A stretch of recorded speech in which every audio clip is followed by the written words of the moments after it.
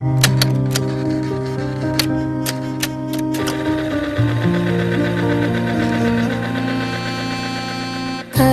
तत्व की अनुप्रेक्षा से आत्मबोध विकसाए, हम भेद ज्ञान प्रगटाए, हम भेद ज्ञान प्रगटाए।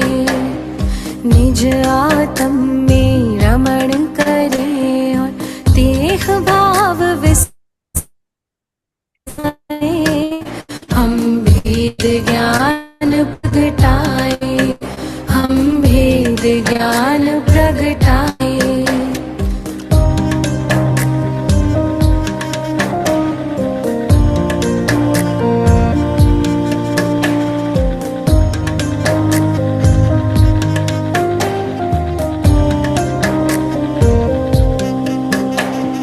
कर्म भिन्न है चेतन क्षीर नीर की भांति।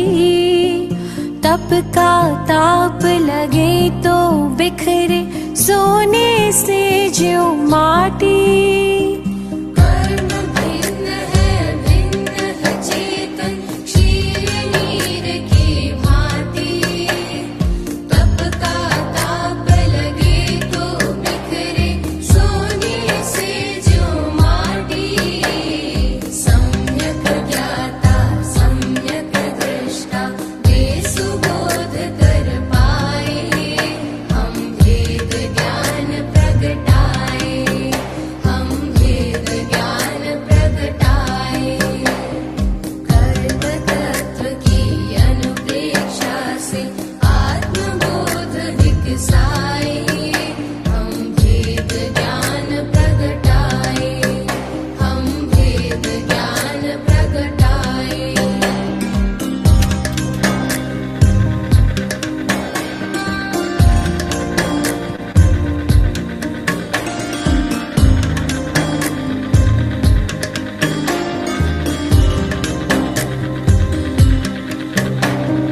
पुण्य भी पुत्कल पाप भी पुत्कल कर्म भेद ये सारे। बंधते अरु सत्ता में रहते फल दे न्यारे न्यारे। पुण्य भी पुत्कल पाप भी पुत्कल कर्म भेद ये सारे। बंधते अरु सत्ता में रहते फल दे न्यारे न्यारे। ज्ञान दीप संभाव की ज्योति भीतर आप जलाए, हम भेद ज्ञान प्रगटाए, हम भेद ज्ञान प्रगटाए। कर्म तत्व की अनुप्रेक्षा से आत्मबोध विकसाए, हम भेद ज्ञान प्रगटाए, हम भेद ज्ञान प्रगटाए।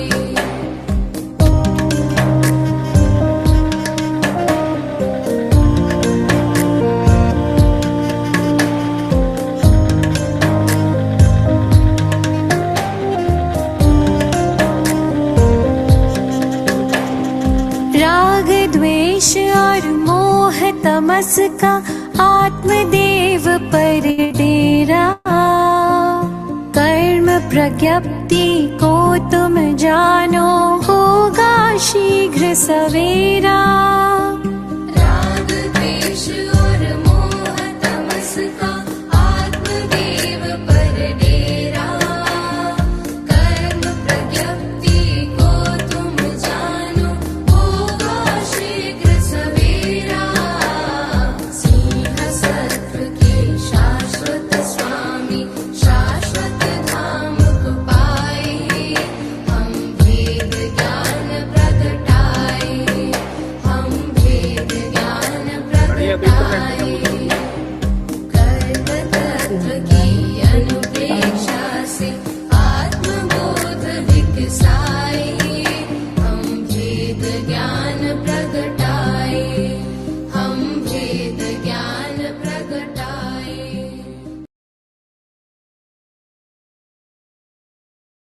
नमो अर्यन्ताणं नमो सिद्धाणं नमो ऐर्याणं नमो अजायणं नमो लोहित सवसाहुणं एसो पंच नमोकारो सर्व पावपणासनो मंगलानां च सर्वेसिं परमं हवै मंगलम। अहो आचार्य भगवान, अहो उपाध्याय भगवान, आप श्री जी ज्ञान के महासागर हैं। आप हमें अप्रत्यक्ष अनुज्ञा पूर्वक आशीर्वाद प्रदान करें, जिससे हम इस अपूर्व ज्ञान को ग्रहण धारण एवं वितरण करने में समर्थ बने। आप श्री जी की महती कृपा होगी। सभी से सादर जय जिनेन्द्र। जय आज हमें जिनेन्द्र दी। सत्ता स्वामित्व देखना है।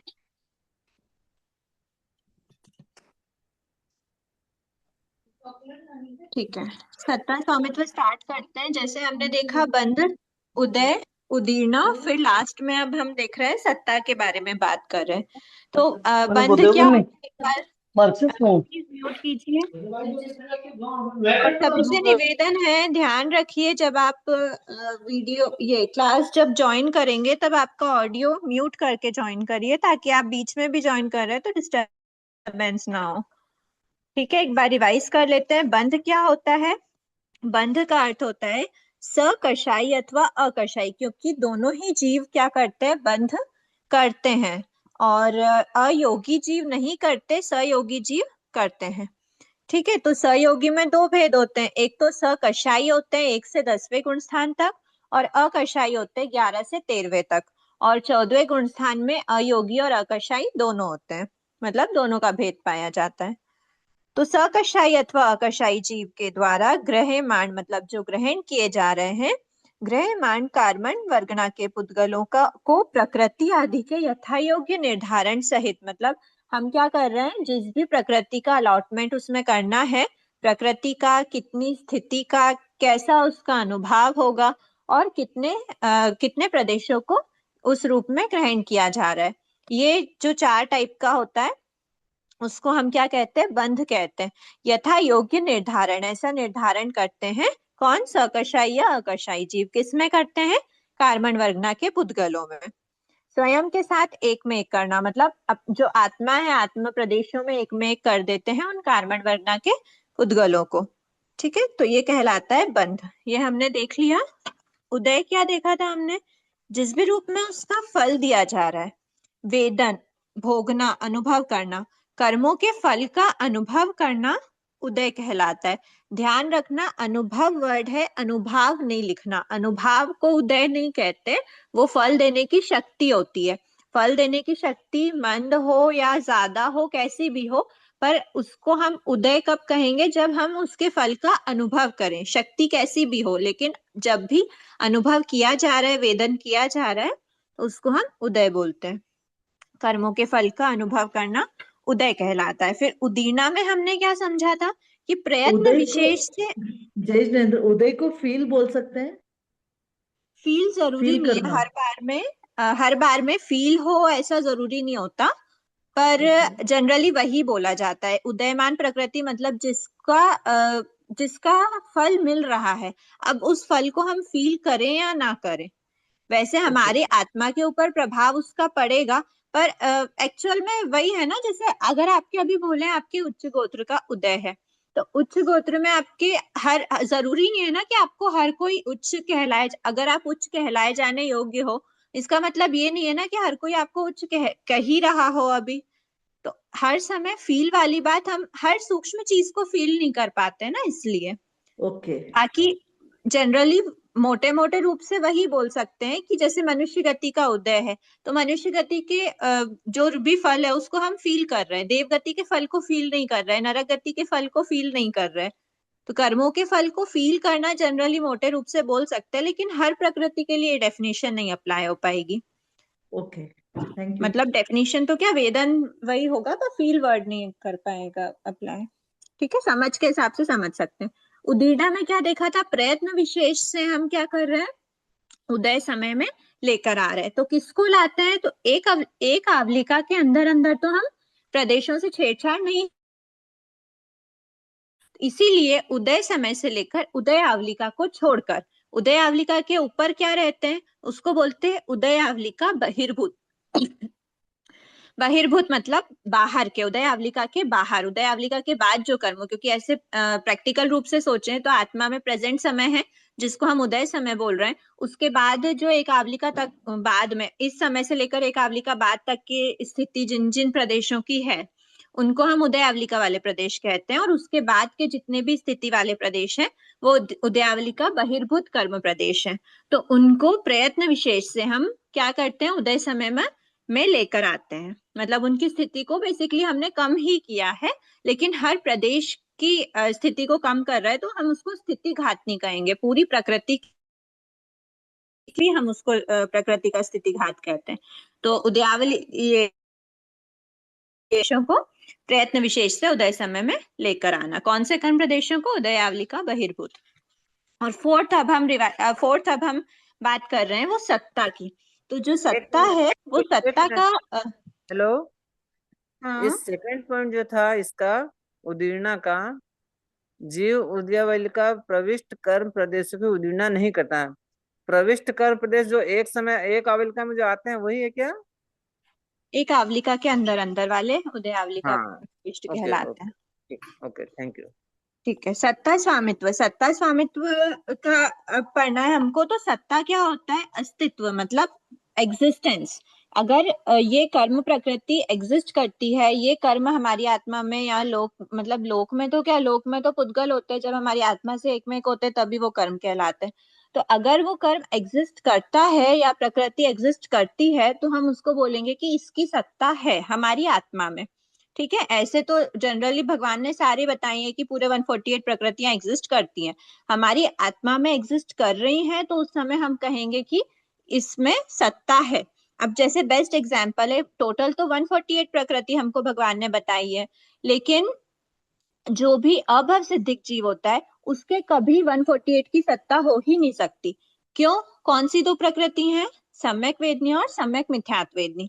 इन दोनों प्रकृति, ये दोनों कब करता है? जीव जब मिथ्या दृष्टि जीव प्रथमोपम सम्यक्त्व प्राप्त करता है, उसके बाद उसके ये त्रिपुंज उसी समय पर त्रिपुंज होता है और उसके दो प्रकृति क्रिएट होती है। तो सम्यक्त्व को जब उसको प्राप्ति नहीं करना, उसको जब प्रथमोपम सम्यक्त्व ही नहीं पाना है और उसके आगे की त्रिपुंज की प्रोसेस और कुछ भी नहीं करना है, तो उस जीव में कभी भी दो सत्ता क्रिएट होती नहीं। तो अब सिद्धिक जीव की आत्मा में 146 की ही सत्ता मैक्सिमम हो सकती है। उसमें से भी 146 में से एक और माइनस कर दो, तीर्थंकर नाम कर्म, तीर्थंकर नाम कर्म की सत्ता अभव सिद्धिक जीव के हो ही नहीं सकती। ऐसा करके तो अभी हम प्रकृतियों की अपेक्षा नहीं बात कर रहे, यहाँ पे हम मूल कर्म में सत्ता स्वामित्व देख रहे हैं। तो हमको आठों ही कर्मों की बात करना है, तो आठों कर्म के हिसाब से अब हम देखते जाते हैं। ठीक है। अब यहाँ पर हम क्या कर रहे हैं, गुण स्थान की अपेक्षा पढ़ते हैं कि कौन कौन से जीव में और कौन कौन से गुण स्थानों में ये कर्म पाए जाते हैं, इसकी सत्ता होती है। किसके अंदर होती है वो हमने समझ ही लिया, आत्मा के अंदर। आत्मा के साथ कर्मों का लगा रहना सत्ता कहलाता है। जब तक आत्मा के साथ वो कर्म लगे हुए हैं तब तक वो सत्ता में कहलाएंगे। ठीक है। अब सबसे पहले ज्ञानावर्णी का चार्ट बना लेते हैं। ज्ञानावर्णी जीव क्या है? सादी, शादी, अनादि, अनादि, ध्रुव ध्रुव, और अध्रुव। ठीक है। ज्ञानावर्णी कर्म, ज्ञानावर्णी कर्म किस किस के आत्मा में रहता है? तो बताया है कि चारों गति के जीवों में कौन कौन से गुण स्थान में रहता है। तो कहा है, देखो अब ध्यान रखना, सत्ता कब तक रहती है? जब तक उस कर्म का क्षय नहीं हो जाता। जब क्षय होता है तो बोलते हैं कि अब हमारी आत्मा में ये इसकी सत्ता नहीं है। क्षय होना मतलब आत्मा से टोटली निकाल देना, फेंक निकाल के मतलब बाहर कर देना, टोटल आत्मा में खत्म हो जाना, उसी को बोलते हैं क्षय। किसी भी कर्म प्रकृति का आत्मा से सत्ता, आत्मा में सत्ता से रहित होना क्षय कहलाता है। ठीक है। तो चार गति के जीवों में ज्ञानावर्णी का हमने देखा था एक बार, उदय पे ध्यान देना है ना। बंद कहाँ तक हो रहा था इसका? बंद हो रहा था 1 से 10, 10 1 तक। से 10। बंद का रीजन क्या है? कषाय कषाय, है ना, कषाय, सकषाई जीव ही इसका बंद करते हैं। उदय उदय कब तक हो रहा था? 1 से 12 12 तक हो रहा था। 12 तक हो रहा था, प्लीज म्यूट कीजिए ना। 12 तक हो रहा था, 12 तक हो रहा था, क्या अर्थ है? क्या 13वें गुण स्थान में ज्ञानावर्णी का उदय रहता है? नहीं, 77 नहीं रहता। जब उदय नहीं रहता मतलब क्या था, क्या बताया हमने कि ज्ञानावर्णी कर्म का क्या हुआ? क्षय हुआ, तभी केवल ज्ञान केवल दर्शन प्राप्त हुआ। तो जब 13 गुण स्थान में उसका क्षय हो चुका है, मतलब 13 गुण स्थान में पहुंचने के पहले ही उसका क्षय हो गया है, मतलब 12वें गुण स्थान के एंड समय तक क्या है? इसकी सत्ता है, और उसके बाद वो क्षय होके जीव को केवल ज्ञान केवल दर्शन मिला और वो 13वें गुण स्थान में प्रविष्ट हो गया। इसीलिए इसकी जो सत्ता होती है वो 1 से 12 तक ही होती है, और जब तक इसकी सत्ता होती है तब तक इसका उदय रहता है। ठीक है, तो इसके लिए क्या 1 से 12 कौन से जीव है? जैसे हमने बोला 1 से 10 वाले कषायिक जीव है, 1 से 12 वाले कौन से हैं? मनुष्य छद्मस्थ। छद्मस्थ ठीक है, छद्मस्थ जीव छद्मस्थ कहलाते हैं केवली। 1 से 12 के ग्रुप को, क्योंकि 13वां जो है वो केवली का होता है। सकषाई अकषाई तो नहीं बोल सकते, क्योंकि भले ही ये अकषाई भी हो, 1 से 10 तक सकषाई है, 11 12 अकषाई है, लेकिन 13वां भी अकषाई है, 14 भी अकषाई है। तो अगर हमको 1 से 12 के सेट को पूरा अगर कुछ बोलना है तो हम उसको बोल सकते हैं छद्मस्थ। पहला गुणस्थान वाला भी छद्मस्थ है, 12वें तक भी छद्मस्थ है, 13वें में केवली बन जाता है। तो सभी छद्मस्थ जीवों में ज्ञानावर्णी कर्म की क्या होती है? सत्ता होती है। अब बताओ, सत्ता एक बार अगर चली गई, मूल कर्मों की अपेक्षा बोल रहे हैं कि सत्ता एक बार चली गई तो क्या वापस आ सकती है? नहीं नहीं आएगी, नहीं आ बार सकती। बार आएगी कोई नहीं भी वापस। प्रकृति का शादी का भंग यहाँ पर घटित होगा ही नहीं, आगे जितने भी मूल कर्म की अपेक्षा। प्रकृति नहीं बोली है, उत्तर प्रकृति की अभी हम बात नहीं कर रहे। मूल कर्म की अपेक्षा कोई भी एक कर्म अगर आत्मा से चला गया टोटली, तो फिर वापस वो आत्मा में नहीं बंधता, नहीं आते वापस, मतलब सत्ता के बाद वैसे भी। और फिर जनरली इस भंग से भी हम घटित कर सकते हैं कि 12 के बाद 13वें में जाएगा तो 13वें से वापस 12वां में नहीं आता, वो सत्ता वापस क्रिएट नहीं होती। तो ये हो गया हमारा शादी भंग घटित नहीं होगा। अब अनादिकाल से इसकी सत्ता है क्या ज्ञानावर्णी की? हाँ है। बिल्कुल है। क्या हमेशा रहेगी किन्हीं जीवों में? अभव सिद्धि की अपेक्षा हाँ, हमेशा बहुत रहेगी, सिद्धि हमेशा और भव सिद्धिक जीवों की अपेक्षा अध्रुव है, मतलब कभी ना कभी तो वो भव सिद्धिक जीव 12वें गुण स्थान में आकर ज्ञानावर्णी कर्म का क्षय करेगा। जैसे ज्ञानावर्णी की बात करते हैं वैसे ही दर्शनावर्णी की भी बात करना, और वैसे ही अंतराय कर्म की भी बात करना है 1 से 12वें गुण स्थान तक। ठीक है, अब हम देखते हैं ज्ञानावर्णी दर्शनावर्णी। अब वेदनी की बात कर लेते हैं। वेदनी कर्म, वेदनी कर्म चारों गति के जीव, और वेदनी कर्म की सत्ता कहाँ तक? बताओ, उदय कहाँ तक रहता है? 1 से 14 उदय 1 से 14। अगर उदय ही लास्ट तक है तो सत्ता भी उसकी लास्ट तक ही होगी। सत्ता के बिना तो उदय पॉसिबल ही नहीं है। ठीक है, उसमें वापस 14 से वापस सत्ता क्रिएट होगी नहीं, इसलिए शादी भंग घटित नहीं होगा। अनादिकाल से इसकी सत्ता है, यस। क्या हमेशा रहेगी वेदनी कर्म की सत्ता? तो बोला है कि अभव सिद्धिक के जीव के हमेशा रहेगी। फिर वेदनी कर्म की सत्ता कभी 14 गुण स्थान में कोई ऐसा जीव है जो वेदनी कर्म को टोटल क्षय कर देगा फिर आगे बढ़ जाएगा? भोई जीव। भाव सिद्धिक जीव, मतलब उसका अंत करेगा, सत्ता का एंड करेगा। फिर आते हैं ज्ञानावर्णी दर्शनावर्णी वेदनी मोहनी। मोहनी कर्म की बात कर लेते हैं। मोहनी कर्म चारों ही गति। अब बताओ, मोहनी कर्म का उदय कहाँ तक रहता है? 10 तक, 1 से 10 तक। उदय रहता है 1 से स्थान तक 10 तक। अच्छा, 11वें गुण स्थान में क्या होता है? 70 रहती है। शाम नहीं, उपशम 11वें रहते का हैं, एग्जैक्ट अगर आपसे उपशम। पूछ रहे कि मोहनी कर्म का 11वें में क्या हो रहा है, तो हम एग्जैक्ट वर्ड बोलेंगे उसका उपशम हो रहा है। जीव ने उपशमन किया है, उसका उपशम हुआ है। उपशम का क्या अर्थ होता है?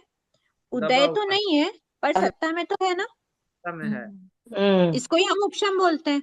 उपशम मतलब उदय नहीं है पर सत्ता में है। तो 10वें गुण स्थान तक हम उदय मानते हैं, पर यहाँ तो हम सत्ता की बात कर रहे हैं, तो सत्ता हमारे 11वें गुण स्थान में भी होती है। ठीक है, तो मोहनी कर्म की सत्ता कहाँ तक होगी? 1 से 11 तक। ठीक है, अब ये एक 11वें बार गुण स्थान वापस के बाद, समझाइए, हाँ एक बार ठीक है, वापस समझाइए ये क्या बता रहे हैं? उदय क्या होता है? मोहनी कर्म का उदय कहाँ तक रहता है? 10वें गुण स्थान तक रहता है। 1 से 10 मोहनी तक कर्म का होता है। 10वें गुण स्थान तक रहता है, 1 से 10 तक। 11वें गुण स्थान में क्या होता है? शपथ उपसम श्रेणी वर्ती श्रेणी। जीव है, तो मोहनी कर्म का क्या कर देता है? वो उपशम करता है। और हाँ। उपशम हमने क्या बोला? उपशम मतलब उदय नहीं है उदय। पर सत्ता में है, उसी को हम बोलते हैं उपशम। तो अभी हम सत्ता के प्रकरण में बात कर रहे हैं, तो हम क्या बोलेंगे? सत्ता है क्या 11वें गुण स्थान में? तो हम कहेंगे कि हाँ, है। सत्ता है। इसीलिए जो हमने उदय में 10 गुण स्थान लिए थे, सत्ता में हम 1 से 11 तक का गुण स्थान लेंगे। क्लियर हुआ? हाँ। ठीक है। अब हम देखते हैं इसके साधी अनादि भंग। अब देखो, कोई भी अगर है, 2 प्रकार के जीव होते हैं ना। अब इसमें हमको, क्योंकि हमारे पास 11 गुण स्थान की बात आ गई, तो हमारे पास क्या होता है? एक तो 10 से 11वें पे भी जाने वाले जीव होते हैं, एक 10 से 12वें पे भी जाने वाले जीव होते हैं। ठीक है। तो अब क्या बोले हैं कि हाँ, अब बोल रहे हैं कि इसकी सत्ता रहती है, हमेशा रहती है। अब जैसे कोई जीव 10 से 11 पे गया, 10 में भी सत्ता थी, 11 में भी सत्ता है।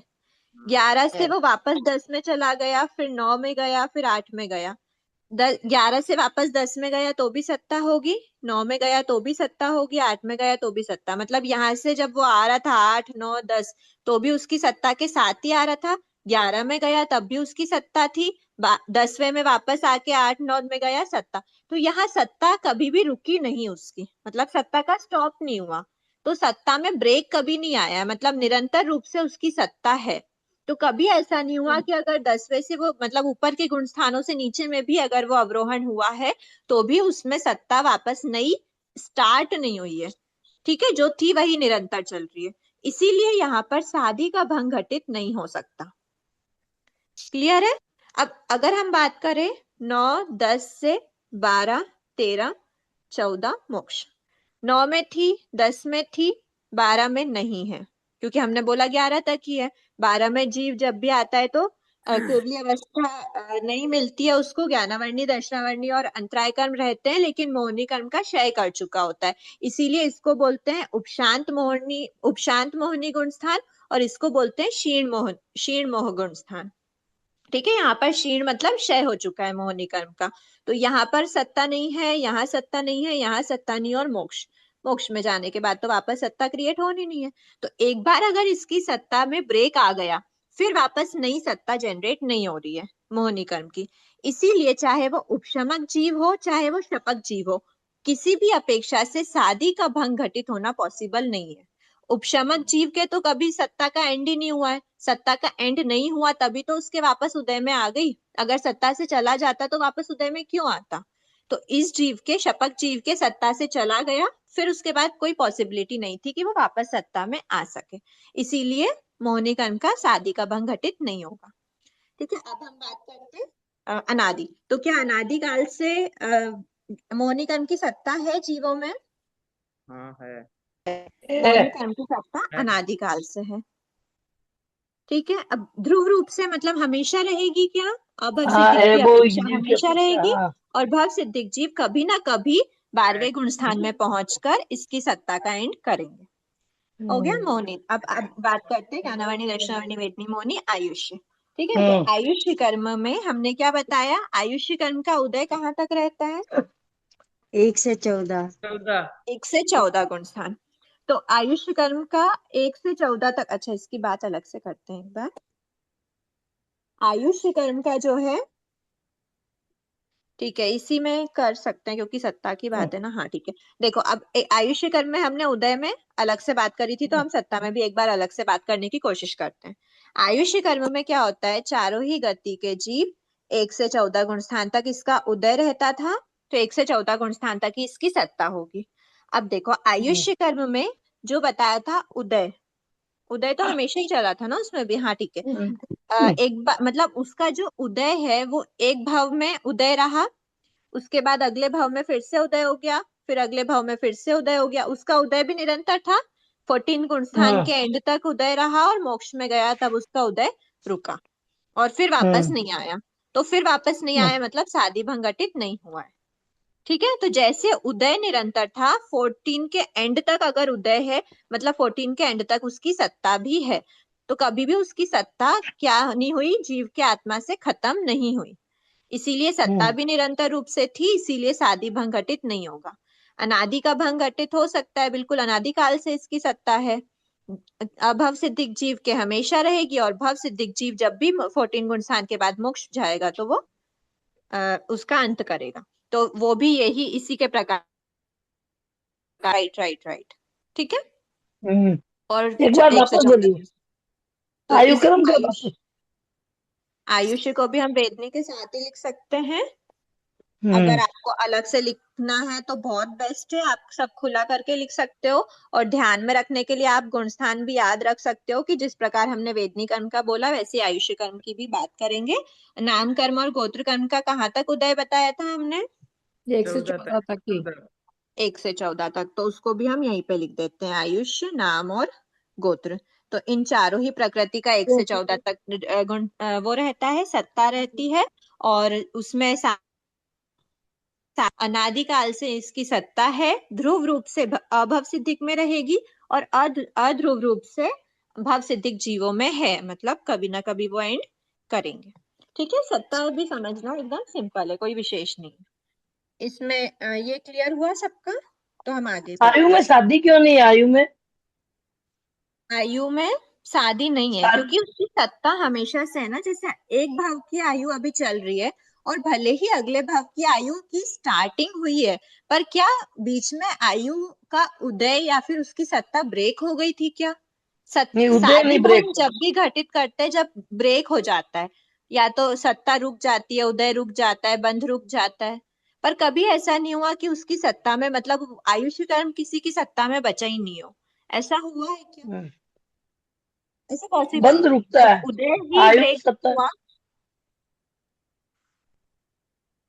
क्या पूछ रहे हैं? आपका डाउट क्लियर नहीं हुआ क्या?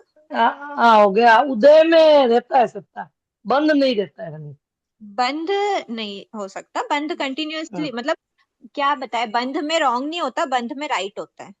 क्योंकि हम्म। उस बंध की स्टार्टिंग होती है, पर उदय में ब्रेक के बाद कभी नई शुरुआत नहीं हुई है, अनादिकाल से ही उदय है आयुष्य कर्म का। और जब उदय अनादिकाल से है और कभी ब्रेक नहीं लगता, तो फिर सत्ता की भी वही बात है। ठीक हम्म। है, अब हम बात करते ठीक। हैं नेक्स्ट बंध स्थान की। ठीक है, बंध स्थान, सबसे पहली बात तो इसका मतलब क्या हुआ बंध स्थान का। जब भी आपको ये स्थान वर्ड आएगा ना आगे चल के, जहां भी आपके सिलेबस में आएगा, तो उसमें आपको ये समझना कि जो स्थान होता है मतलब एक साथ, बस जहां भी आपको स्थान वाली बात आती है। अभी हमने क्या पढ़ा? बंध स्वामित्व पढ़ा, मतलब बंध के स्वामी कौन कौन से हैं, कौन कौन से गुण स्थान वाले जीवों में इस प्रकृति का बंध होता है या फिर इसका उदय होता है, उसके स्वामी कौन है, मतलब वो जीव की अपेक्षा बात करी थी हमने कि कौन कौन से जीवों में कौन कौन से गुण स्थान में ये पाया जाता है, ये भंग घटित होता है, जो भी बंध का, उदय का, उदीर्णा का। पर अब हम बात क्या कर रहे हैं? अब हम बात कर रहे हैं बंध स्थान की। बंध स्थान का क्या अर्थ होता है? स्थान मतलब कलेक्टिवली, एक साथ, है ना। तो एक साथ बंद होना क्या कहलाता है? बंध स्थान। एक साथ बंद हो रहा है, जितनी कर्मों का या जितनी भी कर्म प्रकृतियों का एक साथ बंद होता है, उसको हम बोलते हैं बंध स्थान। ठीक है, अब कौन एक साथ बंद करेगा? तो वहां पर हम सभी जीवों की अपेक्षा निकालते हैं कि कौन कौन से जीव इसके बंध के स्वामी हैं, कौन नहीं है। यहाँ पर हम क्या देख रहे हैं? एक जीव, कोई भी एक जीव एक साथ कितने कर्मों का बंध करता है, उसको हम बोलते हैं बंध स्थान। कोई भी एक जीव है, किसी भी एक जीव को, मतलब तो कोई भी, जनरली कोई भी, मेरी ही बात कर ले, आपकी बात कर ले, तो आप एक साथ कितने कर्मों को बांध सकते हो एट अ टाइम? ठीक है, एट अ टाइम, क्योंकि हम एक ही टाइम की बात करेंगे, वो डिफरेंट डिफरेंट हो सकता है वो टाइम, लेकिन एक समय पर कितने कितने कर्मों का जब हम बंद करते हैं एक साथ, उसको बोलते हैं बंध स्थान। ठीक है, अब बंध स्थान कितने कितने, अब देखो कितने कर्मों का कर रहे हैं, तो टोटल कर्म कितने होते हैं? 8। टोटल कर्म होते हैं 8, है ना। 8 कर्म में अब हमको बात करना है, कभी ऐसा हो सकता है कि 8 ही कर्म हम एक साथ बांध लें? हाँ हाँ होता है। ऐसा पॉसिबल होता है। हो सकता है आठों ही हो कर्मों सकता को हम एक साथ बांधते हैं एट अ टाइम। हम्म, कभी नहीं ऐसा बात होता है कि हमारे आयुष्य कर्म का बंध नहीं हो रहा होता, तो उस समय हम 7 कर्मों को एक साथ बांध रहे होते हैं। ठीक है। कभी ऐसा होता है, वो हम आगे बात करेंगे कब होता है। जब हमने क्या बात की, जैसे हमने बोला कि एक से, चलो, आठों ही कर्मों का बंध कौन कौन से गुण स्थान में पॉसिबल है, एक बार बंध स्वामी को रिवाइज कर लेते हैं। आठों कर्मों का बंध मतलब देखो, पहला एट अ टाइम तो बहुत, एक भाव में छठे तो गुण बहुत शॉर्ट स्थान तक पीरियड। एक बार 30 एक बार एक भाव में कोई भी एक जीव एट अ टाइम, मतलब एट अ टाइम बोलो नहीं बोलो, बट एक भाव में बहुत शॉर्ट पीरियड के लिए ही आयुष्य का बंध करता है।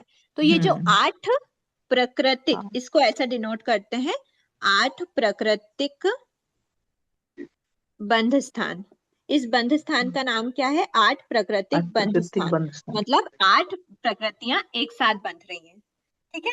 तो 8 प्राकृतिक बंध स्थान क्या है? आयुष्य कर्म भी इसमें इंक्लूडेड है। जब भी जीव अपने पूरे संसार, पूरे एक भाव में जब भी आयुष्य का बंध कर रहा होता है, उस समय पर वो 8 प्राकृतिक बंध स्थान पर रहता है, मतलब 8 प्रकृतियों का बंध कर रहा होता है।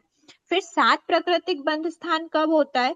तो जैसे जब भी बोला कि एक भाव में यहाँ पे पूरा उसका भाव था, और सिर्फ इस पीरियड ऑफ टाइम में उसने क्या करा? आयुष्य का बंध किया। तो यहाँ भी 7 प्राकृतिक बंध स्थान था, 8 प्राकृतिक बंध स्थान हुआ, आयुष्य बंध हुआ, फिर से 7 प्राकृतिक बंध स्थान हो गया। ये पॉसिबल है ना? तो ये कहलाता है 7 प्राकृतिक। जीव का बंध नहीं होता उस समय पर, जीव 7 प्राकृतिक बंध स्थान पर होता है। ठीक है। फिर हम बात करते हैं, इसके बाद हमारे पास क्या क्या ऑप्शंस खुले हैं। तो क्या 6 प्राकृतिक बंध स्थान हो सकता है? मतलब अब हमको यहाँ पर हमने क्या माइनस करी थी? आयुष्य माइनस करी है। अब हमारे पास ऐसी पॉसिबिलिटी है, गुण स्थान देखो, बंध के गुण स्थानों में हमने देखा था ज्ञानावर्णी कर्म कब तक बनता है? ज्ञानावर्णी, दर्शनावर्णी और अंतराय, 1 से 10 10 तक। फिर ज्ञानावर्णी, दर्शनावर्णी, वेदनी, वेदनी कब तक बंधता है? 13 तक। ज्ञानावर्णी, दर्शनावर्णी, वेदनी, मोहनी, मोहनी कब तक बनता है? 1 से 9 आयुष्य, आयुष्य पहला और वो भी बहुत शॉर्ट पीरियड ऑफ टाइम के लिए बनता है, एक भाव में भी। फिर आयुष्य, नाम कर्म, गोत्र कर्म, 1 से 14 नाम 10वें तक। नहीं 10 तक 10 तक 14वें तक 10 तक 14वें तक 14वें तक उसका रीजन क्या वो है? तो उदय होता है 14 तक तो नाम तो 10वें 14वें तक गुण बनता स्थान, है। यश कीर्तिशाली 14वें गुण स्थान में तो कोई भी प्रकृति का बंध नहीं होता, मैक्सिमम 13 तक ही होता है। 1 से 10 तक, तो इसको भी यही लिख लेते हैं, 1 से 10 में ही है। ज्ञानावर्णी, दर्शनावर्णी, नाम, गोत्र और अंतराय, इनका 1 से 10 तक ही बंद होता है। तो हमारे पास ऑप्शंस क्या क्या खुले? 1 से 10 है, 1 से 13 है, 1 से 9 है और 1 से 7 है। तो 1 2 3 4 करते करते 7 वाले को तो एक बार छोड़ देते हैं, क्योंकि उसका हमने देख ही लिया आयुष्य कर्म। अब बात करते हैं 9। अब 9 के बाद क्या ऑप्शन है हमारे पास? 10th गुण स्थान है, फिर उसके बाद ऑप्शन है 11 12 13 का, बस। तो जब भी 9th तक, 1 से 9 तक किसका बंद हो रहा था? ज्ञानावर्णी, ज्ञानावर्णी, दर्शनावर्णी, अंतराय, नाम, गोत्र, वेदनी, मोहनी, कितने हुए? 4 5। ज्ञानावर्णी, दर्शनावर्णी, अंतराय, नाम, गोत्र, 5 तो यहाँ हो गए। वेदनी 6 और मोहनी 7। 7 प्रकृतियों का बंध कहाँ तक कर रहा था जीव? 9वें गुण स्थान 9वें गुण स्थान तक 7 प्रकृतियों का बंध कर रहा था, 9th तक। फिर जब जीव 10th गुण स्थान में आया, तब मोहनी कर्म का बंध रुक गया। हाँ वो टूट जाएंगे फिर 10वें गुण स्थान तो 6 प्रकृतियों, तो 6 प्राकृतिक बंध स्थान में हम क्या करेंगे? 1 से 10 इसमें से एक आयुष्य तो माइनस कर ही दी थी, मोहनी कर्म को भी माइनस कर और देंगे। कर देंगे। ठीक है। ये चलो, अभी ये तो आयुष्य बंध के समय पर होता है, आयु बंध के समय, है ना। और ये होता है 1 से जब तक मोहनी है 1 से 9 गुण स्थान तक 7 प्राकृतिक। और जब हमारा मोहनी कर्म भी हट गया, मतलब 10th गुण स्थान की बात कर रहे हैं, 10th गुण स्थान में मोहनी कर्म भी हट गया तो 6 प्राकृतिक बंध स्थान बचा। अब यहाँ पर क्या हट गया, 10th गुण स्थान में क्या हटा, 5 और हट गए। ज्ञानावर्णी भी हट गया, दर्शनावर्णी भी हट गया, अंतराय भी हट गया, नाम गोत्र भी हट गया। 11 12 13 में कितनी वेदनी प्रकृतियों का बच गई। बंध होता है, ओनली एक वेदनी। प्रकृति का एक तो फिर हमारे पास वेदनी। इसके बाद 5 का भी ऑप्शन खुला नहीं है, 4 का भी नहीं है, 3 का भी नहीं है, 2 का भी नहीं है, डायरेक्ट एक प्राकृतिक बंध स्थान हुआ, जिसमें तो हमने सारे 7 माइनस कर दिए, ओनली क्या बचा, वेदनी बचा है। वेदनी बचा। ठीक है, ये है 11 12 13 गुण स्थान। ठीक है, ये जो चार्ट है ना पेज नंबर 67 पर, वो हमने अभी देखा है। अब उसमें काल की बात अभी नहीं करी है, चलो काल भी देख लेते हैं अभी। ठीक है, एक बार मोटे रूप से देख लिया हमने। 8 प्राकृतिक बंध स्थान क्या होता है, जब 8 कर्मों का एक साथ बंध होता है, जिसमें आयुष्य का बंध भी हो रहा होता है। जब भी आयुष्य का बंध नहीं होता और 1 से 9 गुण स्थान तक 7 प्राकृतिक बंध स्थान होता है, आयुष्य का बंध नहीं हो रहा है। जब इसमें मोहनी कर्म का भी बंद हो रहा है, कौन कौन सी 7 प्रकृतियां हैं, आयुष्य माइनस किया, मतलब ज्ञानावर्णी दर्शनावर्णी वेदनी मोहनी नाम गोत्र अंतराय। फिर आया 6 प्राकृतिक, तो 6 प्राकृतिक कब हुआ, जब मोहनी भी माइनस कर दिया। मोहनी माइनस कब होता है, 9वें गुण स्थान के बाद, मतलब 10th में नहीं 10वें होता। में तो 6 प्राकृतिक बंध स्थान में क्या बचे, ज्ञानावर्णी दर्शनावर्णी वेदनी, फिर आया वेदनी गोत्र अंतराय। ज्ञानावर्णी दर्शनावर्णी वेदनी नाम गोत्र अंतराय, ये 6 प्रकृतियां 10th गुण स्थान में बनती हैं एक मतलब साथ। आयु और बोहिनी के अलावा। हाँ, आयुष और मोहनी के अलावा। फिर उसके बाद एक साथ ही ज्ञानावर्णी दर्शनावर्णी नाम गोत्र अंतराय 5 प्रकृतियों का एक साथ ही मतलब जो बंध है वो विच्छेद हो जाता है, उसको बोलते हैं बंध विच्छेद। बंध विच्छेद मतलब बंध रुक गया, अब इसके आगे बंध नहीं होगा। तो 10 तक ही उनका बंध होता है। तो 11 12 13 में सिर्फ वेदनी कर्म, तो एक ही प्रकृति का, एक ही कर्म का प्राकृतिक बंध होता है, बंध तो होता है। एक ही प्राकृतिक बंध स्थान वहां पे बचता है। दीदी स्लेट ठीक से रखो ना, स्क्रीनशॉट लेने। Thank you. एक बार आप फिर से रिपीट कर सकते हैं, थोड़ा कंफ्यूजन लग रहा है, समझ में नहीं आया। पूरा एक बार रिवाइज कर दीजिएगा ये वाला। एक बार रिपीट कर दीजिए।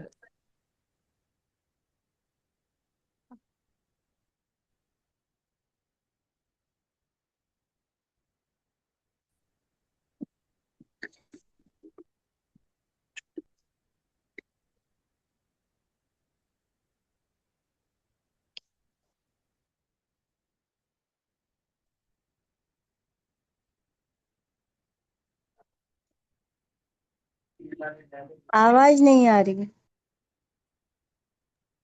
देखो क्या होता है, सबसे पहले हम बात करते हैं, हमारे पास एक साथ कर्मों के बंध की हमको बात करना है। बंध स्थान में कर्म कितने हैं, ज्ञानावर्णी दर्शनावर्णी वेदनी मोहनी आयुष्य नाम गोत्र अंतराय। ठीक है, ये हमारे पास 8 कर्म है। अब सबसे पहले हम 8 ही कर्मों का बंध कर रहे हैं एक साथ, तो हम बोलेंगे कि क्या है ये, 8 प्राकृतिक बंध स्थान है। 8 प्राकृतिक बंध स्थान है, 8 ही कर्मों का एक साथ बंध हो रहा है। 8 प्राकृतिक बंध स्थान कब होता है, देखो गुण स्थान कौन कौन से पॉसिबल गुण स्थान है, तो वो गुण स्थान तो सिर्फ 1 से 7 तक है। 7 का एक असंख्यतम भाग, 7 1 लिख लो। 7 का एक असंख्यतम भाग तक ही हम क्या कर सकते हैं, आयुष्य का बंध कर सकते हैं। तो तभी यही पॉसिबल गुण स्थान है, और उसमें भी हमारा आयुष्य का बंध वाला समय ही, मतलब 7 गुण स्थान में भी जिस समय पर हम आयुष्य का बंध कर रहे हैं, तभी हम बोलेंगे कि हमारे 8 प्राकृतिक गुण स्थान, 8 प्राकृतिक बंध स्थान है। थर्ड गुण स्थान को छोड़कर। हाँ, इसमें से थैंक यू, इसमें से हमको थर्ड को छोड़ना है। 1 1 2 4 से 7 का पहला, ठीक है, ये गुण स्थान है, उसमें भी आयु बंध का समय, तब जीव के 8 प्राकृतिक बंध स्थान होता है। ठीक है, अब फिर हम बात करते हैं 7 प्राकृतिक बंध स्थान की। तो 7 प्राकृतिक बंध स्थान कब पॉसिबल है? तो 7 प्राकृतिक जब बंध आयु स्थान खत्म तब पॉसिबल है जब हम आयु बंध को रोक दें। मतलब क्या? 8वें गुण स्थान में, 9वें गुण स्थान में, ठीक है, 8 9।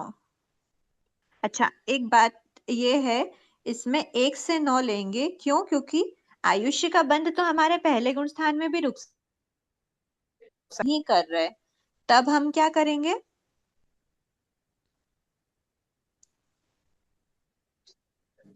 नरकी कर लेंगे। आवाज आपकी रुक रही है। हाँ, देखो हमारे पास गुण स्थान क्या क्या पॉसिबल है। आयुष्य कर्म का जब बंद हो रहा है तब हम 8 प्राकृतिक, बस 8 और 7 में थोड़ा सा कंफ्यूजन होता है, क्योंकि आयुष्य कर्म का बंद कभी होता है कभी नहीं होता है। आयुष्य कर्म जो है, आयुष्य कर्म का जब भी हम बंद कर रहे हैं, कौन कौन से गुण स्थान पॉसिबल है? 1 2 4 4 5 6 7 का एक संकेतम भाग। तो ये हुआ एक और संकेतम में, एक संकेतम में गड़बड़ हो गई। हाँ, एक संकेतम है। संकेतन संकेतम 5 में होता है क्या दीदी बंद? क्या? एक 5 में संकेतम भी ही नहीं होगा होता है ना। ना? 5 में बंद होता है क्या? 5 में होता है ना, 5 में कोई बाधा नहीं है। थर्ड, एक्चुअल में थर्ड का मना इसीलिए किया है क्योंकि थर्ड गुण स्थान जो है ना, वो बहुत डावाडोल वाला गुण स्थान है। आप ना आर हो ना पार हो, आप बीच पुल पे खड़े हो, और वो बहुत शॉर्ट पीरियड ऑफ अंतर्मुहूर्त का ही टाइम हो। गुण स्थान में जीव कभी भी, जैसे ऐसे तो देखा जाए तो शॉर्ट पीरियड ऑफ टाइम तो 6 आवलिका का सेकंड गुण स्थान भी है, लेकिन उस गुण स्थान में भी आयु बंध पॉसिबल है। पर थर्ड गुण स्थान बहुत आर पार वाली स्थिति, आर भी नहीं होती पार भी नहीं होती, बीच अवस्था की स्थिति होती है। तो ऐसी स्थिति में आयुष्य का बंध नहीं होता, या तो सम्यक दृष्टि अवस्था में होता है या मिथ्या दृष्टि अवस्था में होता है, इसीलिए थर्ड गुण स्थान को छोड़ा जाता है। बाकी सभी पॉसिबल गुण स्थान 7वें गुण स्थान में भी, इसलिए देखो 7वें में भी एक संकेतम भाग तक क्यों बोला है? वो इसीलिए बोला कि कोई जीव, देखो कभी भी आयुष्य बंद हो रहा है अगर, तो वो प्रमत्त अवस्था में ही होता है, अप्रमत्त अवस्था में नहीं होता। पर कभी ऐसा हो जाता है कि जीव छठा गुण स्थान में है, उसने आयुष्य बंध स्टार्ट किया, और करते करते उसने, उसके आयुष्य बंध का ड्यूरेशन मान लो इतना पूरा आयुष्य बंध का ड्यूरेशन था, और यहाँ के शुरू के वो इतने टाइम तक तो क्या रहा? छठे गुण स्थान में ही रहा, और छठे गुण स्थान के बाद उसके अध्यवसाय बढ़े। आयुष्य बंध पूर्ण नहीं हुआ था, पूरा नहीं हुआ था, लेकिन आयुष्य बंध पूरा हुए बिना भी वो 7वें गुण स्थान पे चला गया। तो सिर्फ 7वां गुण स्थान का ड्यूरेशन यहाँ से लेकर यहाँ तक पूरा है, लेकिन उसमें से बहुसंख्य भाग में वो आयुष्य बंध उसके पहले पहले स्टॉप कर ही देता है। सिर्फ एक संकेतम भाग तक ही वो आयुष्य का बंध कर पाता है। तो इसको इसलिए कहा गया है कि ये जो पूरा आयुष्य का बंध का काल है, उसमें छठे गुण स्थान के साथ साथ 7वें गुण स्थान का भी एक संकेतम भाग लिया है, और बाकी फिर 1 2 3 1 2 4 5 6 में कोई भी बाधा नहीं है। 7वें में भी सिर्फ एक संकेतम भाग का रीजन ये है, बाकी इसमें प्रमत्त अवस्थाओं में कोई भी बाधा नहीं आयुष्य बंध करने में। ठीक है, ये हुआ। अभी एक बार 7 प्राकृतिक को हम ना साइड में रखते हैं।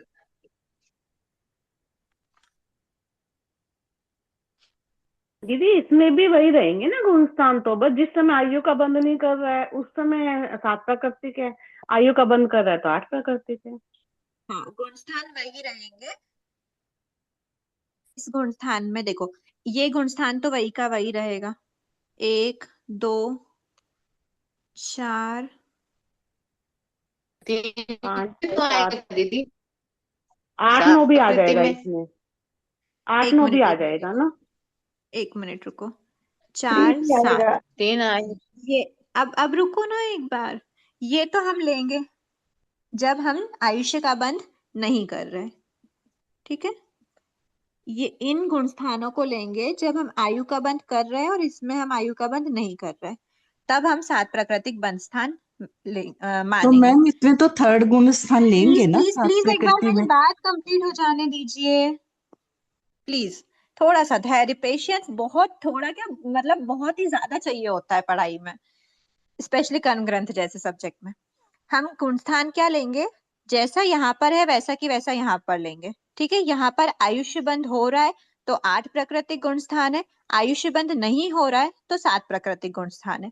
अब 7 प्राकृतिक गुणस्थान में आयु बंध नहीं होता तो हमारे पास जहां जहां रेस्ट्रिक्शंस थे आयुष्य बंध का, वो रेस्ट्रिक्शंस अब हमको इस गुणस्थान में नहीं मतलब इस बंध स्थान में नहीं देखना 7 प्राकृतिक में। तो कहाँ कहाँ रेस्ट्रिक्शन था, तो रेस्ट्रिक्शन था तीसरे गुणस्थान में, रेस्ट्रिक्शन था 7वें के बचे हुए जो भी बहुसंख्यक भाग है उसमें, फिर उसके बाद हमने 7वें में ही आयुष्य का क्या कर दिया था, यहाँ पर हमारे आयु के कोई भी रेस्ट्रिक्शंस नहीं है तो इसीलिए ये गुणस्थान भी हम लेंगे। ठीक है, उसके बाद फिर हम बात करते हैं, अब इसके बाद यहाँ तो हमने आयुष्य का बंध विच्छेद कर दिया था। बंध विच्छेद का अर्थ क्या होता है, बंध विच्छेद मतलब इसके आगे बंध नहीं होगा, इसके बाद ये गुणस्थान के 7वें के एक संकेतम के बाद बंध नहीं होगा, तो इसके बाद हम 7वें का रिमेनिंग पूरा ले सकते हैं, उसके बाद 8वां भी ले सकते हैं, 9वां भी ले सकते हैं। अच्छा अब बताइए 10वां ले सकते हैं क्या? 10वें नहीं। में क्या देखा है हमने, जो हमारा अब यहाँ आयुष्य कर्म का बंध हमारा हट गया है, अब ये 7 प्रकृतियों का बंध कर रहा है। इनके लिए तो हमारे पास 10वां गुणस्थान खुला है, 10 तक खुला है, 10 तक खुला है, इसके लिए बस 9 तक ही खुला है, इसके लिए भी 10 तक खुला है, इसके लिए 10 तक खुला है, इसके लिए 10 तक खुला है, इसके लिए 13 तक खुला है ना। तो मोहिनी कर्म के गुणस्थान हमारे पास, अगर आप 7 प्रकृतियों का बंध करेंगे तो गुणस्थान 9 तक ही खुले हैं, इसीलिए 10वें में हमारा 7 प्राकृतिक नहीं होगा, इसीलिए 9वें गुणस्थान तक क्या हो जाएगा, 7 प्राकृतिक बंध स्थान होगा। ये और ये मतलब 1 2 3 4 5 6 7 कंप्लीट 8 9, तो इसको हम कलेक्टिवली अगर हमको लिखना है तो हम लिख सकते हैं 1 से 9 गुणस्थान पूरा, 1 से 9 गुणस्थान तक पूरा क्या होता है, 7 प्राकृतिक बंध स्थान पॉसिबल है। अब हम बात करते हैं 6 प्राकृतिक। अब 6 प्राकृतिक बंध स्थान कब होगा, जब हमारा मोहिनी कर्म को हम नहीं बांधेंगे। तो कब ऐसा पॉसिबल है, 1 से 9 तक तो पूरा बंधता है, तो 1 से 9 तक 7 प्राकृतिक बंध रहा था, 1 से 9 तक 6 प्राकृतिक की पॉसिबिलिटी नहीं है, तो कौन से गुणस्थान में है, तो बताया है कि 10 10 10 10 10, मतलब 10वें गुणस्थान में 6 प्राकृतिक बंध स्थान है, ये सभी 10 में इंक्लूडेड है, ये भी इंक्लूडेड है, ये तो 10 तक बंध ही रहे हैं और ये भी इंक्लूडेड है, 10 के बाद ही विच्छेद होता है। तो 6 प्राकृतिक बंध स्थान हमारा 10th गुणस्थान, ओनली 10 है, ये 1 से 10 नहीं है, ओनली 10th गुणस्थान है। ठीक है, अब बात करते हैं 5 प्राकृतिक की, तो क्या को हटाएंगे क्या, अब हम एक को नहीं हटा सकते, हमको हटाना है तो हम 1 2 3 4 5 पांचों एक साथ हटती हैं 10 के बाद, तो अब बची क्या इकलौती एक प्रकृति, इसीलिए हमारे पास एक प्राकृतिक बंध स्थान डायरेक्ट आया। अब हमारे पास 5 प्राकृतिक, 4 प्राकृतिक, 3 प्राकृतिक, 2 प्राकृतिक, ऐसा कुछ भी नहीं आया, डायरेक्ट एक प्राकृतिक आया। वो एक प्राकृतिक कौन से गुणस्थान में है, तो 10 के बाद क्या गुणस्थान आया, 11 भी आया, 12 भी आया, 13 भी आया, 13वें गुणस्थान तक वो बंधता है। तो 11 12 13 गुणस्थान में एक प्राकृतिक बंध स्थान होता है। ठीक है, ये हुआ हमारा। ठीक है, ये हमने गुणस्थान अभी देखे, पूरा चार्ट अभी हम समझ नहीं रहे, एक बार के लिए गुणस्थान हमने देखे। ठीक है, तो ये हो गया 8 प्राकृतिक, 7 प्राकृतिक, 6 प्राकृतिक और 1 प्राकृतिक। अच्छा, अब इसमें आयुष्य बंध का थोड़ा सा डिफरेंट बात है, तो आयुष्य बंध को आकर्ष से बांधते हैं, ये वाली बात मैं अभी बताऊं कि नहीं बताऊं आपको, अभी टाइम कितना बचा है, चलो एक बार देख लेते हैं आयुष्य बंध का। अच्छा, इसके साथ साथ हम एक बात और देख लेते हैं ना इसी में, जो बंध के स्वामी है ना, अभी हमने गुणस्थान तो देख लिया, लेकिन बंध के स्वामी कौन कौन है। 8 प्राकृतिक बंध स्थान में बंध के स्वामी, आयुष्य का बंध मतलब 8 ही कर्मों का बंध कौन कर रहे होते हैं, चारों गति के जीव, चारों गति यहाँ हम लिख सकते हैं चारों गति के जीव 1 2 4 5 6 7वें का एक संकेतम भाग तक 8 ही कर्मों का एक साथ बंध कर सकते हैं, मतलब 8 प्राकृतिक बंध स्थान होता है। ठीक है, आयु कर्ण के बंध के समय 8 प्राकृतिक बंध स्थान का बंध करते हैं। डन। 7 प्राकृतिक बंध स्थान। 7 प्राकृतिक बंध स्थान मोहिनी कर्म का कोई बाधा हुई है, इसमें हुआ क्या? ऐड बस हमने क्या करा है, आयुष्य कर्म को हटाया है। और जब आयुष्य कर्म के रेस्ट्रिक्शन मतलब आयुष्य कर्म का अब हमको आयुष्य कर्म की बात ही नहीं करनी है, तो उसके रेस्ट्रिक्टेड जितने गुण स्थान थे वो भी हमने इंक्लूड कर लिए, क्योंकि उनमें मोहिनी कर्म का बंध तो हो ही रहा है। इसीलिए 1 2 4 5 6 7 8 9 10 सॉरी 1 2 3 4 5 6 7 8 9 1 से 9 तक के गुण स्थान में 7 प्राकृतिक बंध स्थान होता है। अब 1 से 9 वाले जीव कौन कौन होते हैं? चारों ही गति के जीव कर सकते हैं इनका बंध, जब भी वो आयुष्य का बंध नहीं कर रहे होंगे।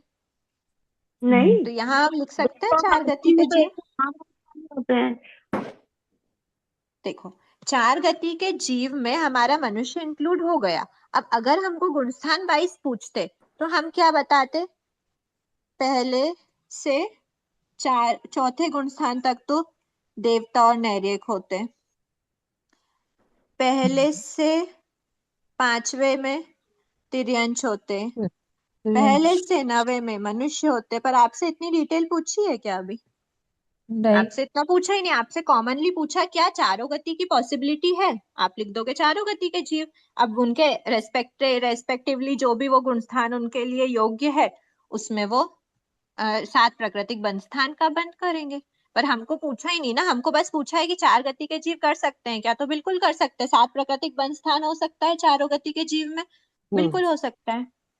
और अगर आपको डिटेल इतना जानना है तो वो डिटेल ये है, 1 से चौथे गुण स्थान तक देवता और नैरेक बंध कर सकते हैं 7 प्राकृतिक बंध स्थान, क्योंकि इससे ऊपर के गुण स्थानों में वो रहते ही नहीं है। 1 से 5वें गुण स्थान में तिर्यंश करते हैं और 1 से 9 में मनुष्य, 7 प्राकृतिक बंध स्थान।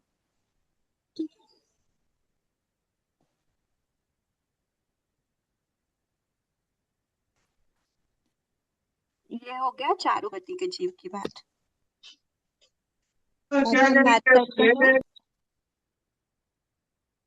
अब हम बात करते हैं 6 प्राकृतिक बंध स्थान की। 6 प्राकृतिक बंध स्थान 10th गुण स्थान में। अब 10th गुण स्थान में हम चारों गति के जीव ले सकते हैं क्या? नहीं ले सकते। नहीं ले सकते। अगर चारों गति के जीव नहीं ले सकते तो क्या कोई सी 3 गति के ले सकते हैं क्या? नहीं ले सकते। 2 के ले सकते हैं क्या? नहीं। नहीं। 10th गुण स्थान में कौन होता है? ओनली मनुष्य होता है। मनुष्य, ओनली मनुष्य। इसीलिए यहाँ पर जो बंधक जीव, शायद सबसे स्टार्टिंग की क्लासेस में किसी ने ये डाउट पूछा था कि दीदी हम चारों गति के जीव क्यों लिख रहे हैं बार बार, हमको तो अंडरस्टूड है। तो यहाँ पे आपको समझ आया कि यहाँ पर ओनली मनुष्य ही, मतलब एक ही गति हमारी खुली है कि सिर्फ मनुष्य ही 6 प्राकृतिक बंध स्थान कर सकते हैं, बंध स्थान का बंध कर सकते हैं। मतलब एक साथ 6 प्रकृतियों को बांध रहे हैं, ऐसा पॉसिबिलिटी सिर्फ मनुष्य के अंदर हो सकती है और किसी में नहीं हो सकती। ठीक है। फिर इसको अगर थोड़ा क्लियरली देखना है ना, तो इसको जैसे हम ये इसमें क्या सब गुणस्थान खोले तो थोड़ा व्यवस्थित चार्ट नहीं बन पाया। नेक्स्ट क्लास में हम चार्ट बना के देखेंगे।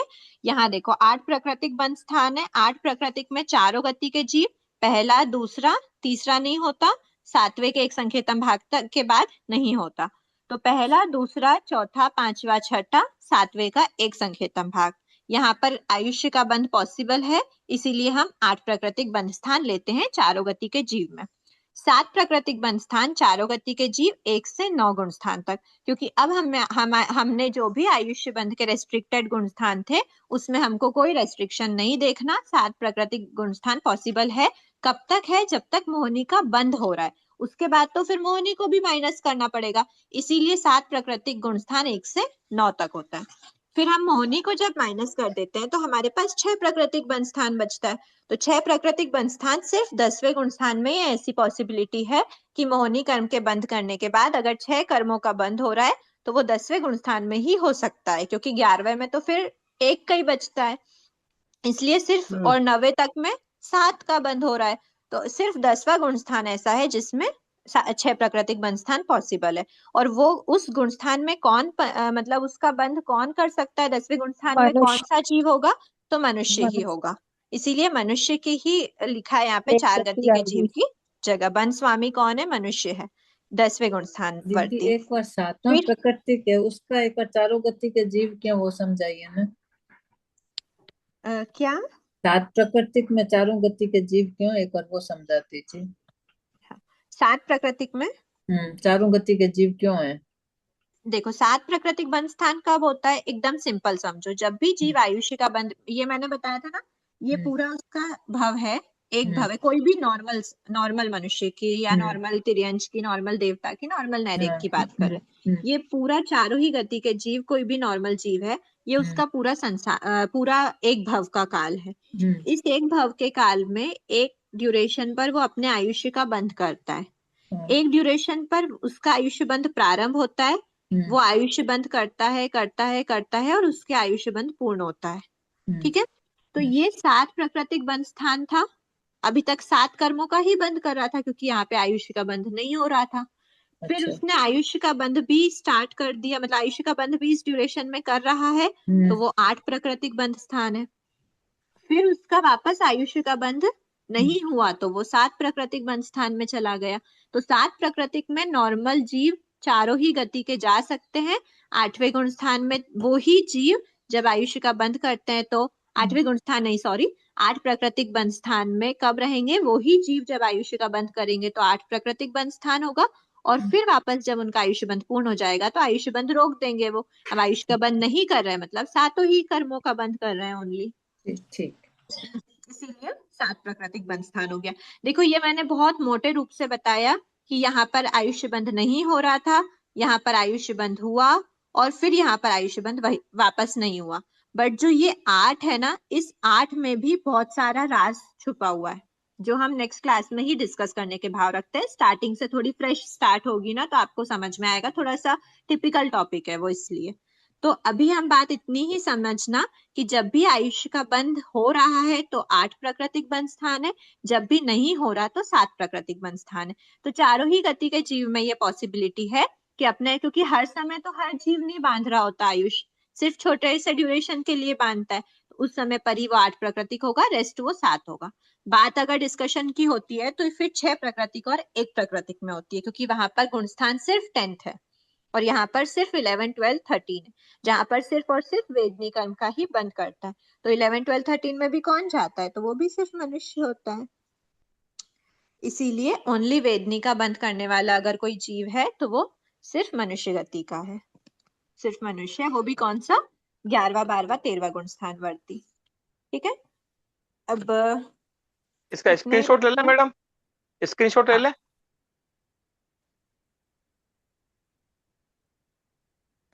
ठीक है, अब इसको इतना ही देखें क्या, क्योंकि इसके बाद के जो टॉपिक्स हैं वो थोड़े से, मतलब अभी इसके जो रिमेनिंग टॉपिक है काल वाला, वो भी मैं आपको नेक्स्ट में ही समझाती हूँ। एक बार वो आयुष्य बंध का डिटेल देखेंगे फिर। ठीक है, अच्छा, काल में चलो साथ में ही बात करेंगे सबका।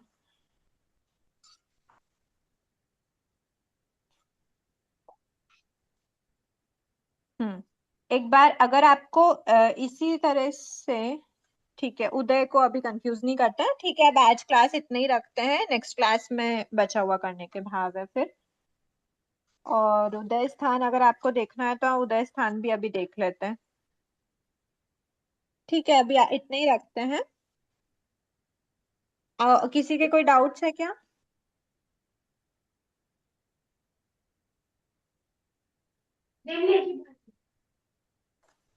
मैडम उदीर्णा और उदय और उदयना में तो, उदय में तो भाव आते हैं, उदय होते हैं, भावों का मतलब प्रभाव आता है ना, और उदीर्णा में क्या होता है? उदीर्णा में भी वही होता है, कर्मों का उदय ही है, उन पर जो स्वाभाविक रूप से नहीं आए हैं, जो खींच करके लाए गए हैं, उन प्रदेशों का उदय होता है। उदय तो उसमें भी होते हैं और उदीर्णा में भी रहता है। उदीर्णा का मतलब होता है कि उसको प्रयत्न विशेष सुनो, से उदय समय ओ में दीदी, लेके आना। पहले गैस में आज दूध गिर गया पूरा, उसको पूछ लो पहले, फिर उधर से चलो करना। आज की क्लास इतने ही रखते हैं। अहो आचार्य भगवान, अहो उपाध्याय भगवान, आपकी कृपा से जो ज्ञान हमने सीखा है वह ज्ञान हमारे भीतर विनय की अभिवृद्धि करे, सहनशीलता का विकास करे, सरलता को बढ़ाए, हम निष्प्रह बने, अनासक्त बने, पांचों इंद्रियों पर विजय प्राप्त करें और शीघ्र ही परम वितरागता को प्राप्त करें। हमसे हुई अविनय साधना के लिए क्षमा करें। सभी से क्षमा याचना। अच्छा, एक किसी ने बहुत बहुत पूछा धन्यवाद। गुण श्रेणी का, तो थोड़ा सा गुण श्रेणी का एक बार मैं बता देती हूँ। गुण श्रेणी एक बार रिपीट कर लेते हैं तो सभी का रिवीजन हो जाएगा, क्योंकि हम लोग का शायद रिवीजन का टाइम मिले नहीं मिले और एग्जाम आ जाएगी। देखो एक्चुअल में सबसे पहले गुण श्रेणी है क्या, तो गुण श्रेणी होता है जो भी स्थिति घात होता है, उस स्थिति घात में जो भी घातीमान प्रदेश होते हैं। स्थिति घात मतलब किसी भी सत्तागत कर्मों की शुभ या अशुभ, हाँ शुभ या अशुभ दोनों ही प्रकृतियों के प्रदेशों में जो स्थिति डली हुई है उस स्थिति को कम कर दिया जाता है। पूरी की पूरी प्रकृति की स्थिति कम हो जाती है, तब वो कहलाता है कि स्थिति घात हो गया, एक स्थिति घात कंप्लीट हुआ। तो स्थिति घात में हम कर क्या रहे, बेसिकली प्रदेश जो है उन प्रदेशों की स्थिति को कम कर रहे। तो जब हमारा ये निषेक बना था तो उस निषेक में हमारे अलग अलग तरह के प्रदेश थे, इसमें सब में प्रदेश थे। अब इस पूरे प्रदेश में ये जो है ऊपर से यहाँ पे हम उल्टी गिनती गिनते हैं, जैसे हमने अभी उदयावली का नीचे से गिनी, उदय समय से लेकर एकावली का। तो यहाँ से जितनी टोटल स्थिति हमारे उसमें रहती है उस कर्म प्रकृति की, उसमें से नीचे तरफ हमको क्या करना है, काउंटिंग करना है। तो नीचे तरफ कितनी काउंटिंग करना है, तो वो होता है मैक्सिमम। हमने क्या देखा, कंडक का प्रमाण क्या होता है, जघन्य कितना होता है। अगर हम ऊपर से काउंट करें तो कम से कम होना चाहिए, ये वाला जो प्रमाण है वो कितना है कंडक का, जघन्य अंतर्मुख। हाँ बाबा, नहीं, जघन्य पल्योपम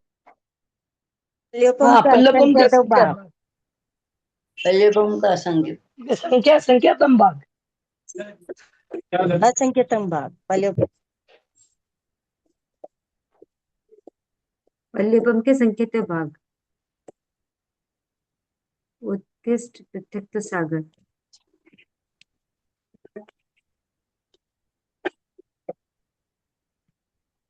अभी आवाज आ रही है? हाँ, गुण से ही करने से तो देखो ये जो है ना स्थिति घात जब हमने देखा था तो जघन्य, ये जो प्रमाण होता है यहाँ से लेकर यहाँ तक का, तो ये प्रमाण होता है जघन्य पल्योपम का संकेतम भाग और उत्कृष्ट पृथक तो सागरोपम। मतलब यहाँ से हम कम से कम या तो पल्योपम का संकेतम भाग उठाएं या फिर मैक्सिमम भी उठा रहे हैं तो हम कितना लेंगे, मैक्सिमम पृथक सागरोपम। इतना जो कंडक मतलब इतना जो रहता है इसको हम बोलते हैं घातीमान कंडक। घातीमान कंडक मतलब जिसका घात हो रहा है। तो मैक्स टू मैक्स हम पृथक सागरोपम का की स्थिति का घात कर सकते हैं, और कम से कम अगर घात करते हैं स्थिति घात में तो कम से कम हम ऊपर से काउंट करें तो कम से कम अपना पल्योपम का संकेतम भाग जितनी स्थिति का तो हम घात करते हैं। ये कंडक का प्रमाण होता है, जघन्य और उत्कृष्ट कम से कम इतना रहेगा और ज्यादा से ज्यादा इतना रहेगा।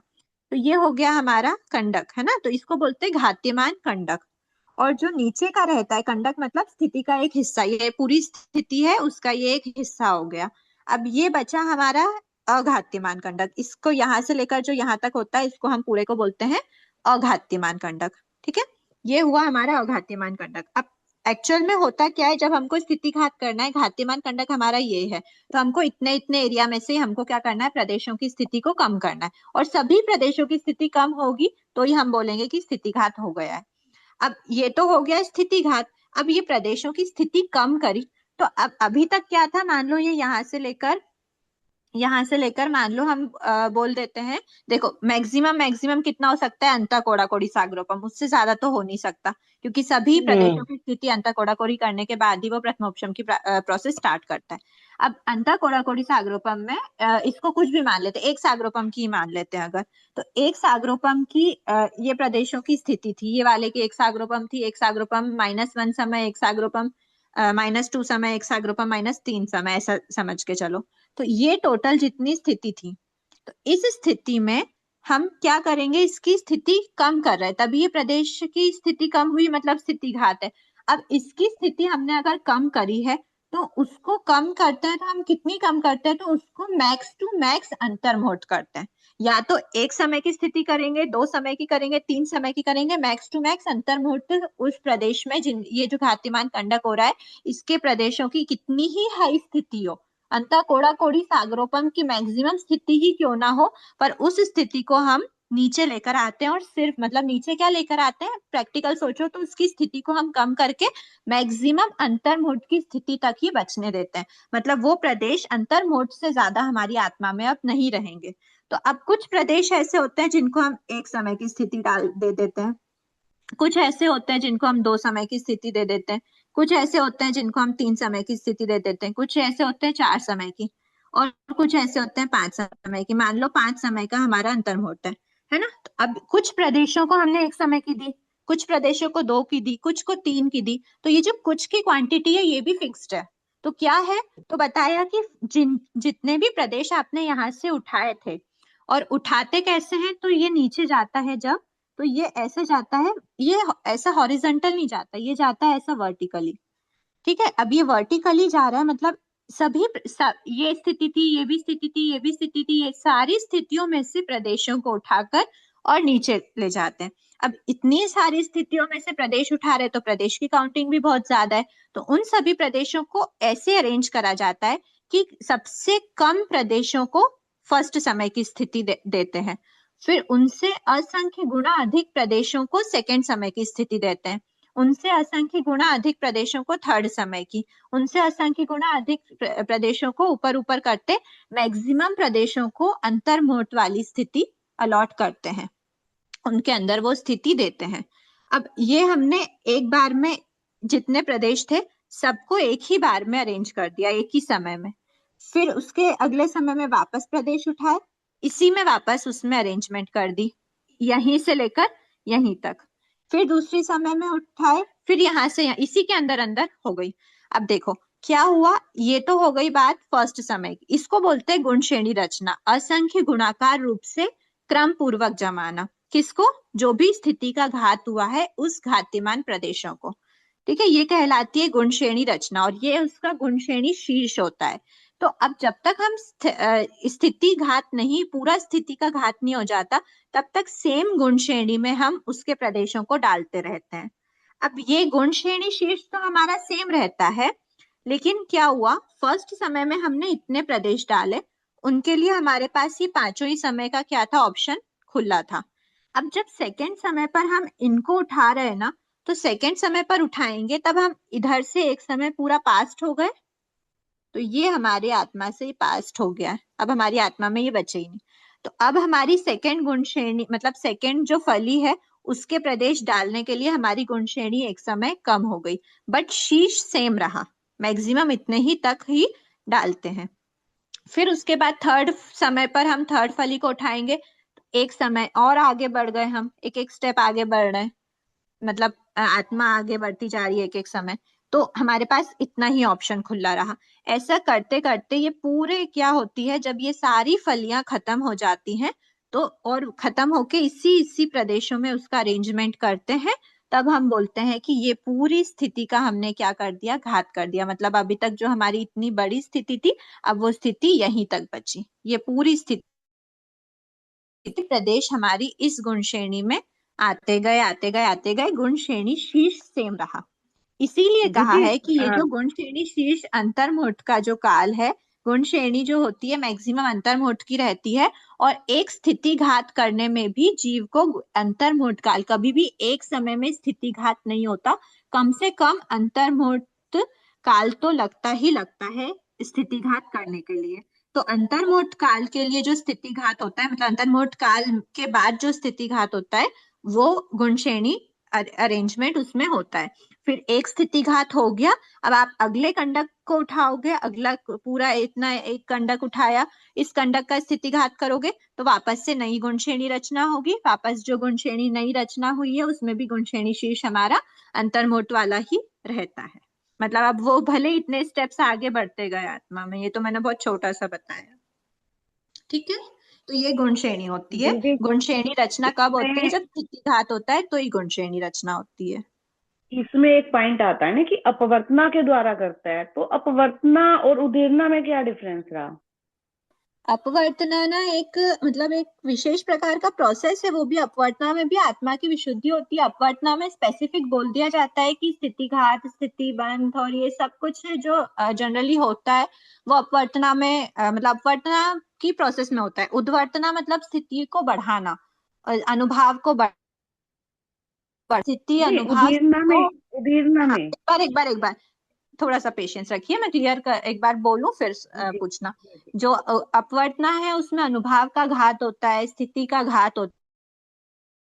देखो अनुभाव, यहाँ स्थिति का घात हुआ तो एक एक फली के द्वारा ये पूरा ही क्या करा उसने, प्रदेशों की स्थिति को, देखो बेसिकली बोला जाए तो प्रदेशों की स्थिति तो दोनों में कम होती है, पर उसके लिए स्थिति घात वर्ड नहीं देते। अपवर्तना में भी प्रदेशों की स्थिति कम करते हैं और उदीर्णा में भी प्रदेशों की स्थिति कम करते हैं, पर उदीर्णा में कुछ प्रदेशों की ही स्थिति को कम करके नीचे उदय समय, सिर्फ एक ही समय जो होता है उदय समय, सिर्फ उसी समय लाया जाता है।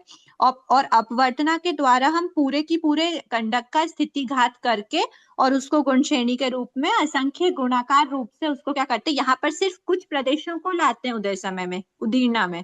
लेकिन जब स्थिति घात और गुण श्रेणी होती है अपवर्तना के द्वारा, उसमें असंख्य गुणाकार रूप से प्रदेश अरेंज हो रहे हैं, मतलब कितने असंख्य प्रदेशों को उठा करके हमने नीचे लेके आए, उनकी स्थिति को कम किया। और पूरी प्रकृति की स्थिति, मतलब बहुत पावरफुल चीज है। उदीर्णा तो हमारी हर समय होती रहती है, हमने देखा निरंतर हो रही है उस गुण स्थान तक, जो भी उसका योग्य गुण स्थान है उदीर्णा का। पर अपवर्तना विशेष प्रोसेस में ही होती है, मतलब बहुत हाई विशुद्धि होती है जीव की, तब अपवर्तना होती है, और वो भी हर समय हर जीव की नहीं हो रही होती है। पर उदीर्णा एकदम सिंपल सी प्रोसेस होती है, जिसमें जो बाद के प्रदेश हैं उस जो स्थिति है उनकी स्थिति को कम करके कुछ को ही लाते हैं, पूरी की पूरी स्थिति कम नहीं होती वहां पर। ठीक है, ठीक है। तो अभी गुण श्रेणी लगभग एक बार आप लोग को क्लियर, क्योंकि सबसे ज्यादा डाउट्स मेरे को पर्सनली गुण श्रेणी के लिए ही आ रहे थे, तो इसलिए मैंने कॉमनली ले लिया क्लास में। ठीक है, तो अब बाकी ऐसा जैसा भी टाइम रहेगा तो हम एक बार फिर से प्रथमोपशम की और द्वितीयोपशम की प्रोसेस, द्वितीयोपशम की प्रोसेस आपको ज्यादा बताई नहीं हुई है, प्रथमोपशम की है थोड़ी सी, तो हम रिवीजन में ले लेंगे एक बार, सिलेबस कंप्लीट हो जाए फिर। ठीक है, सभी से क्षमा याचना। जय जिनेंद्र। जय जिनेंद्र। जय जिनेंद्र।